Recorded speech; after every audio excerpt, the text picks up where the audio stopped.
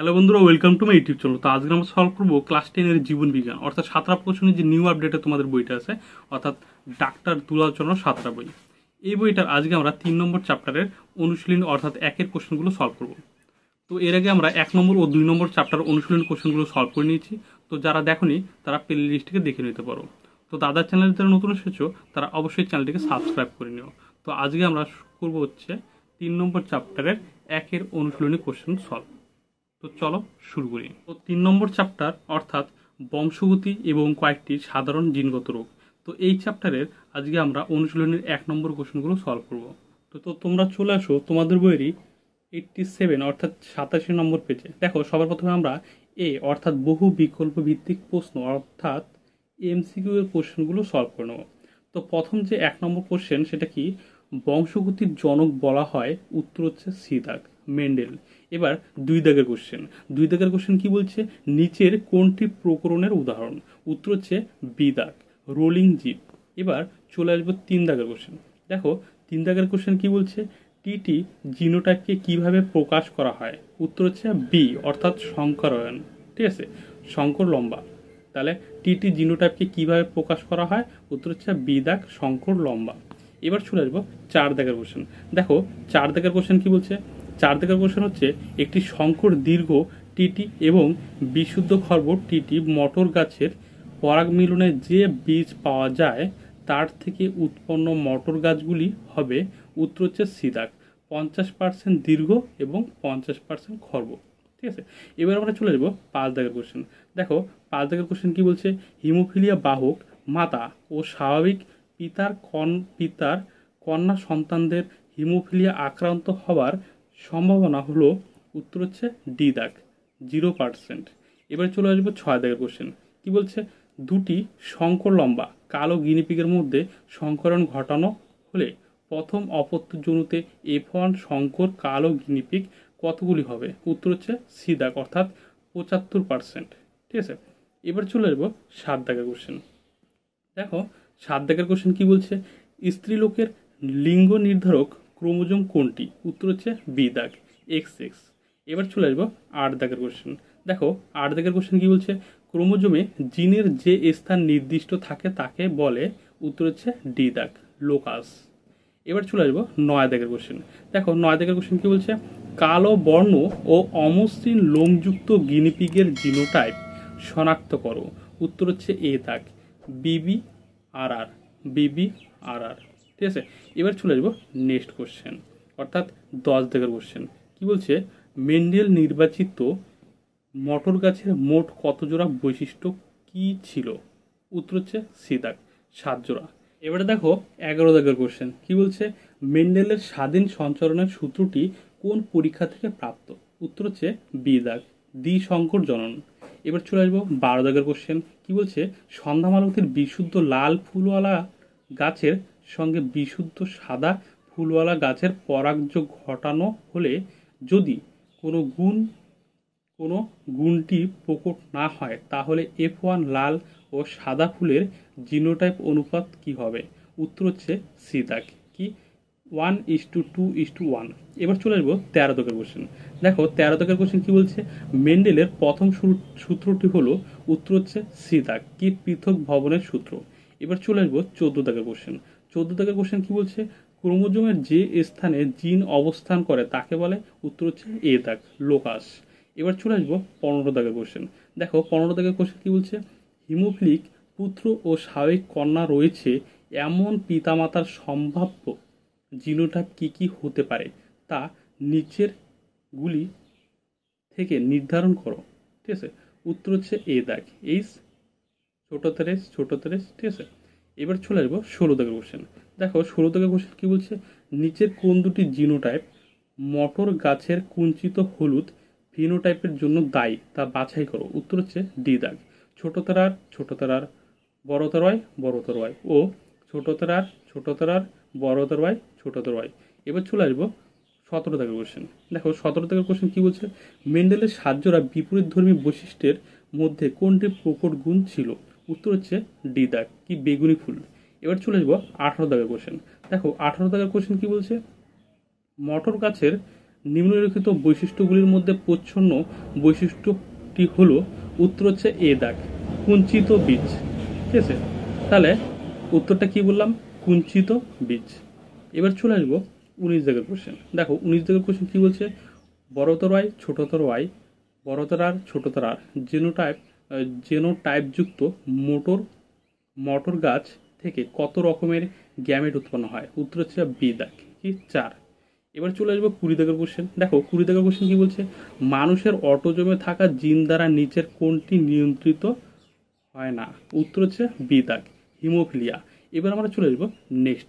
তো তোমরা এবার চলে আসো তোমাদের বইয়েরই 88 নম্বর পেজে। তো এতক্ষণ আমরা এমসিকিউ কোশ্চেন উত্তর সলভ করলাম। তো এবার আমরা সলভ করবো বি, অর্থাৎ বি দাগের অতি সংক্ষিপ্ত উত্তরভিত্তিক প্রশ্ন, যেখানে প্রত্যেকটা প্রশ্নের মান 1, অর্থাৎ এক কথায় উত্তর দাও। দেখো প্রথম যে কোশ্চেন, অর্থাৎ 1 নম্বর কোশ্চেন কি বলছে, মেন্ডেলের সূত্র কি নামে পরিচিত, কি বলছে, মেন্ডেলের সূত্রগুলি কি নামে পরিচিত, উত্তর হচ্ছে মেন্ডেলবাদ। এখানে দেখো ছোট করে আমি প্রশ্ন উত্তরগুলো লিখে দিয়েছি। আর তোমরা যখন এই ভিডিওটা দেখবে তখন অবশ্যই তোমরা পাশে খাতা নিয়ে নিও এবং সুন্দর করে নোট করে নিও, কারণ নোট করে নিলে পড়তে সুবিধা হবে। ঠিক আছে, এবার 2 দাগের কোশ্চেন। দেখো কানের লতি কত প্রকারের হয়, উত্তর হচ্ছে 2 প্রকারের। 1 নম্বর হচ্ছে মুক্ত, 2 নম্বর হচ্ছে যুক্ত। এবার চলে আসবো 3 দাগের কোশ্চেন। 3 দাগের কোশ্চেন কি বলছে, 3 দাগের কোশ্চেন হচ্ছে সমস্ত ক্রোমোজোমের নির্দিষ্ট বিন্দুতে অবস্থিত বিপরীত বৈশিষ্ট্য নিয়ন্ত্রক উপাদানকে কি বলে, উত্তর হচ্ছে অ্যালিল বলে। এবার চলে আসবো 4 দাগের কোশ্চেন। 4 দাগের কোশ্চেন কি বলছে, মেন্ডেল তার দ্বিসংকর জনন পরীক্ষা থেকে কোন সূত্রে উপনীত হয়েছিল, উত্তর হচ্ছে স্বাধীন সঞ্চরণ সূত্রে। এবার চলে আসবো 5 দাগের কোশ্চেন। 5 দাগের কোশ্চেন কি বলছে, টি ছোট হাতের টি এর ফিনোটাইপ কি হবে, উত্তর হচ্ছে লম্বা। এবার চলে আসবো 6 দাগের কোশ্চেন। 6 দাগের কোশ্চেন কি বলছে, বড় হাতের বি ছোট হাতের বি বড় হাতের আর ছোট হাতের আর এর ফিনোটাইপ কি হবে, উত্তর হচ্ছে কালো কর্কশ। এবার চলে আসবো 7 দাগের কোশ্চেন। 7 দাগের কোশ্চেন কি বলছে, বড় হাতের বি ছোট হাতের বি বড় হাতের আর ছোট হাতের আর থেকে কত প্রকার গ্যামেট সৃষ্টি হবে, উত্তর হচ্ছে 4 প্রকার। এবার চলে আসবো নেক্সট, অর্থাৎ 8 দাগের কোশ্চেন। দেখো 8 দাগের কোশ্চেন কি বলছে, এক সংকর পরীক্ষার 3:1 অনুপাতকে কি বলে, উত্তর হচ্ছে ফিনোটাইপ। এবার চলে আসবো 9 দাগের কোশ্চেন। 9 দাগের কোশ্চেন কি বলছে, এক সংকর পরীক্ষার 1:2:1 অনুপাতকে কি বলে, উত্তর হচ্ছে জিনোটাইপ। ঠিক আছে, এবার চলে আসবো 10 দাগের কোশ্চেন। দেখো 10 দাগের কোশ্চেন কি, যখন একটি বিশুদ্ধ লাল ও বিশুদ্ধ সাদা ফুলওয়ালা গাছের সংকরণের ফলে গোলাপি ফুলওয়ালা গাছ উৎপন্ন হয় তখন তাকে কি বলে, উত্তর হচ্ছে অসম্পূর্ণ প্রকটতা। ঠিক আছে, এবার চলে আসবো 11 দাগের কোশ্চেন। দেখো 11 দাগের কোশ্চেন কি বলছে, 11 দাগের কোশ্চেন হচ্ছে মেন্ডেলের সাফল্য লাভের একটি কারণ উল্লেখ করো। ঠিক আছে, মেন্ডেলের সাফল্য লাভের একটি কারণ উল্লেখ করো, উত্তর হচ্ছে সংকরণ পরীক্ষায় তার ব্যবহৃত মোটর গাছগুলি বিশুদ্ধ ও স্বপ্রজননক্ষম ছিল। তাহলে কি বললাম, সংকরায়ন পরীক্ষায় তার ব্যবহৃত মোটর গাছগুলি বিশুদ্ধ ও প্রজননক্ষম ছিল। ঠিক আছে, এবার চলে আসবো নেক্সট কোশ্চেন, অর্থাৎ 12 দাগের কোশ্চেন। দেখো 12 দাগের কোশ্চেন কি বলছে, 12 দাগের কোশ্চেন হচ্ছে মেন্ডেলের নির্বাচিত বৈশিষ্ট্য মোট কত জোড়া ছিল, উত্তর হচ্ছে 7 জোড়া। এবার চলে আসবো 13 দাগের কোশ্চেন। দেখো 13 দাগের কোশ্চেন কি বলছে, একটি বিশুদ্ধ লম্বা ও বিশুদ্ধ বেটে মটর গাছের সংকরণের ফলে প্রথম অপত্য ও জনুতে কি রকম উদ্ভিদ সৃষ্টি হবে, উত্তর হচ্ছে শঙ্কর লম্বা। এবার চলে আসবে 14 দাগের কোশ্চেন। দেখো 14 দাগের কোশ্চেন কি বলছে, প্রকটতার সূত্র বলতে কি বোঝো। এই কোশ্চেনের উত্তরটা যেহেতু এখানে জায়গা ধরবে না সেজন্য আমি উপরে লিখেছি। দেখো এইখানে উত্তরটা লেখা আছে কি, হেটারোজাইগাস প্রকৃতির F1 জমিতে কেবলমাত্র প্রকট বৈশিষ্ট্যটি প্রকাশ পায় এবং প্রচ্ছন্ন বৈশিষ্ট্যটি অবদমিত থাকে। তো এই হচ্ছে 14 নম্বরের উত্তর। ঠিক আছে, এবার চলে আসবো নেক্সট, অর্থাৎ 15 দাগের কোশ্চেন। দেখো 15 দাগের কোশ্চেন কি বলছে, 15 দাগের কোশ্চেন হচ্ছে সংকরায়ন পরীক্ষার 1:2:1 অনুপাতকে কি বলে। ঠিক আছে, উত্তর হচ্ছে জিনোটাইপ বলে। ঠিক আছে, এবার চলে আসবো নেক্সট কোশ্চেন, অর্থাৎ 16 দাগের কোশ্চেন। দেখো 16 দাগের কোশ্চেন কি বলছে, সুস্থ মানুষের মধ্যে দেখা যায় এমন একটি বংশানুক্রমিক ভাবে সঞ্চারিত প্রকরণের উদাহরণ দাও। উত্তর হচ্ছে উচ্চতার বৈশিষ্ট্য। ঠিক আছে, এবারে দেখো 17 দাগের কোশ্চেন কি বলছে, কেবলমাত্র হোমোজাইগাস অবস্থায় হিমোফিলিয়া রোগের প্রকাশ ঘটার কারণ কি? উত্তর হচ্ছে কারণ হিমোফিলিয়া রোগ এক্স ক্রোমোজোম বাহিত প্রচ্ছন্ন জিন দ্বারা উৎপন্ন হয়। তাহলে কি লিখবো? কারণ হিমোফিলিয়া রোগ এক্স ক্রোমোজোম বাহিত প্রচ্ছন্ন জিন দ্বারা উৎপন্ন হয়। ঠিক আছে, এটুকু লিখে নিলে উত্তর কমপ্লিট। এবার চলে আসবে 18 দাগের কোশ্চেন। দেখো 18 দাগের কোশ্চেন কি বলছে, একটি বংশগত রোগের উদাহরণ দাও যা অটোজোম ঘটিত। উত্তর হচ্ছে থ্যালাসেমিয়া। এবার চলে আসবো 19 দাগের কোশ্চেন। দেখো 19 দাগের কোশ্চেন কি বলছে, 19 দাগের কোশ্চেন হচ্ছে একটি বংশগত রোগের উদাহরণ দাও যা সেক্স ক্রোমোজোম ঘটিত। উত্তর হচ্ছে হিমোফিলিয়া। এবার চলে আসবো নেক্সট অর্থাৎ 20 দাগের কোশ্চেন কি বলছে, থ্যালাসেমিয়া কত রকমের? উত্তর হচ্ছে 2 রকমের, আলফা এবং বিটা। ঠিক আছে, এবার চলে আসবো 21 দাগের কোশ্চেন। 21 দাগের কোশ্চেন কি, রাজকীয় হিমোফিলিয়া কোন পরিবারের দেখা গিয়েছিল? উত্তর হচ্ছে ইংল্যান্ডের রানী ভিক্টোরিয়ার বংশে। কি বললাম? ইংল্যান্ডের রানী ভিক্টোরিয়ার বংশে। তাহলে রাজকীয় হিমোফিলিয়া কোন পরিবারে দেখা গিয়েছিল? ইংল্যান্ডের রানী ভিক্টোরিয়ার বংশে। এবার চলে আসবো 22 দাগের কোশ্চেন। দেখো কেবলমাত্র হোমোজাইগাস অবস্থার হিমোফিলিয়া রোগের প্রকাশ ঘটার কারণ কি? উত্তর হচ্ছে কারণ এটা প্রচ্ছন্ন জিনের দ্বারা হয়ে থাকে। এবার চলে আসবো 23 দাগের কোশ্চেন। দেখো 23 দাগের কোশ্চেন কি বলছে, 23 দাগের কোশ্চেন হচ্ছে থ্যালাসেমিয়া রোগের জন্য দায়ী জিন মানুষের কোন ধরনের ক্রোমোজোম বহন করে? উত্তর হচ্ছে অটোজোম। এবার চলে আসবো 24 দাগের কোশ্চেন। এবার দেখো 24 দাগের কোশ্চেন কি বলছে, একটি স্বাভাবিক হিমোফিলিয়া বাহক মহিলার সঙ্গে স্বাভাবিক পুরুষের বিবাহ হলে তার পুত্রদের হিমোফিলিয়া হওয়ার সম্ভাবনা কত? এটা হচ্ছে উত্তর হচ্ছে 50%। এবার চলে আসবো 25 দাগের কোশ্চেন।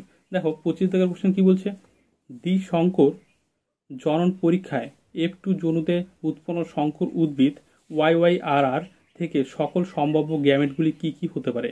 উত্তর হচ্ছে বড়হাতের Y বড়হাতের R, বড়হাতের Y ছোটহাতের R, ছোটহাতের Y বড়হাতের R, ছোটহাতের Y ছোটহাতের R গ্যামেট। ঠিক আছে, এবার চলে আসবো 26 দাগের কোশ্চেন। দেখো এবার 26 নম্বর কোশ্চেন কি বলছে, মানুষের ক্ষেত্রে সন্তানের লিঙ্গ কিভাবে নির্ধারিত হয় তা একটি ক্রসের সাহায্যে দেখাও। তো এই কোশ্চেনের উত্তরটা যেহেতু এইখানে জায়গা ধরবে না সেই কারণে আমি বইয়ের মধ্যে লিখেছি কিন্তু উপরের দিকে। তো দেখো উত্তরটা